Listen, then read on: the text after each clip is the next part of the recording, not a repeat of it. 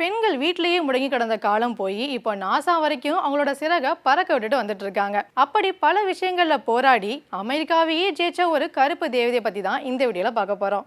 1954ல் அமெரிக்காவில் கருப்பின குடும்பத்தில் பிறந்தவங்க தான் ஓப்ரா வின்ஃப்ரே. தான் கருப்பினத்தவருங்கிற ஒரே காரணத்தினால பல இடங்கள்ல ஒதுக்க ஆரம்பிச்சு 9 வயசுல உறவினர்களால பாலியல் வன்கொடுமைக்கு ஆளாகி 14 வயசுல தாய்மை அடைஞ்சு பிறந்த குழந்தையும் ப்ரீமேச்சர்னால இறந்து போயிருது. இப்படி பல கஷ்டங்களை பார்த்து அதை மறக்கிறதுக்கு நிறைய புக்ஸ் எல்லாம் படிக்க ஆரம்பிச்சாங்க ஓப்ரா வின்ஃப்ரே. ஒரு சின்ன கம்பெனில ஆஜேவா வேலை செஞ்சு இப்போ அமெரிக்காவிலேயே முதல் கருப்பின பில்லியனரா மாறி இருக்காங்க. 25 வருஷமா ஒரு டாக் ஷோ நடத்தி உலகத்தையே திரும்பி பார்க்க வச்ச பெண்மணியா மாறி இருக்காங்க ஓப்ரா வின்ஃப்ரே.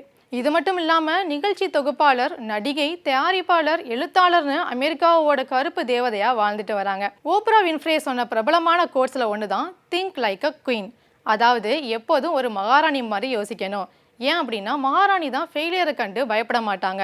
ஃபெயிலியருங்கிறது வெற்றிக்கான ஒரு முதல் ஸ்டெப் தான் சொல்லி சாதிக்க துடிக்கிற பல பெண்களுக்கு முன்னுதாரணமா இருந்துட்டு வராங்க.